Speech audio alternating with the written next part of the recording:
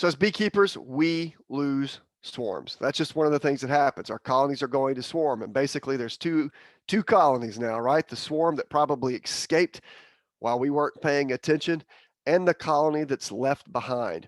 So this colony that's left behind, it just lost half of its bees and its queen, and the major nectar flow is coming. What should we as beekeepers do to help that colony that swarmed? How can we help it rebound? Well, I want you to remember a couple of things. When it lost its swarm, it lost its queen, right? So, number one, you've got a queenless colony. There are queen cells in that colony.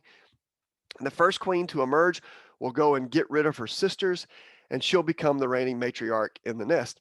However, if it takes, and again, I'm going to round everything up here just to make this kind of easy math, but if it takes the queen about 7 days to emerge from her queen cell, after the colony has swarmed, it takes 16 days total, but they swarm when the cells are already ripe. So I'm going to round everything off.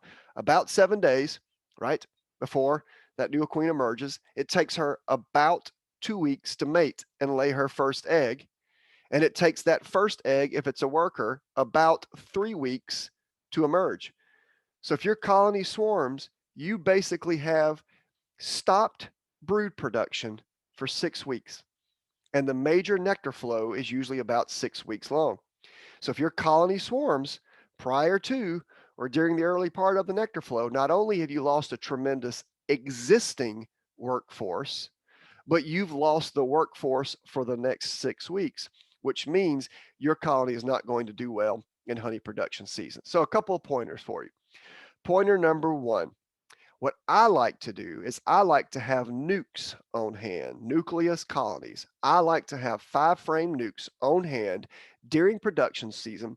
So if one of my production colonies swarms, I can instantly use that nuke to requeen the production colony. So how do I do that? I'll go into that production colony that swarmed. I'll remove all the queen cells before a virgin queen is able to emerge. I will take out 5 frames from that production colony. I will take all the frames, queen, bees, and all from my nuke and place right in that production colony. I now take those frames from the production colony, remember the ones I took out to make space for the nuke frames, and I take those 5 frames, bees and all, and put into my nuke. So my nuke is now queenless, and my production colony is queen right and has a queen, bees, brood, honey, pollen. It lost a swarm, but it hasn't lost a step.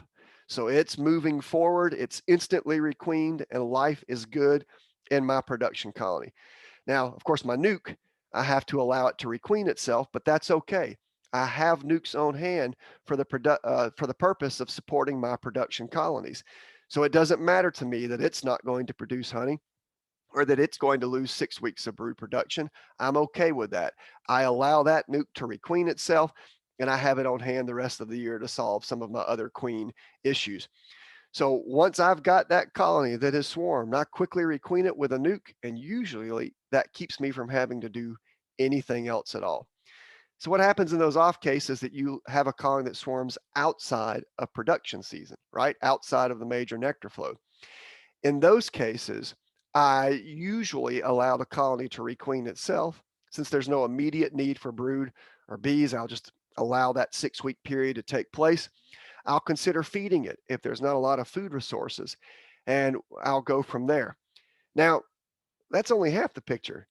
Let's say you as a beekeeper are lucky enough to actually capture that swarm and hive it. How do you care for it?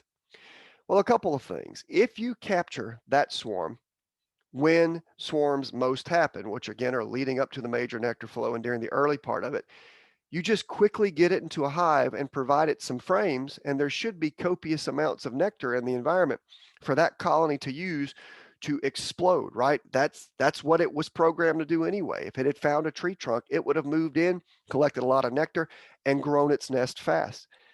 So I like to hive swarms as quickly as I can during production season so I can take advantage of all the nectar and pollen that's coming in so that colony can grow quickly.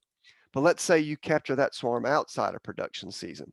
Well, you can hive it the same way I described it before, but you're going to have to make sure the queen is in there, that life is good, that she's laying eggs, and you're going to have to make sure that it has ample resources to construct the comb and outfit the nest in order to survive the coming winter. And the best way to do that is providing food for those bees in the way of carbohydrate.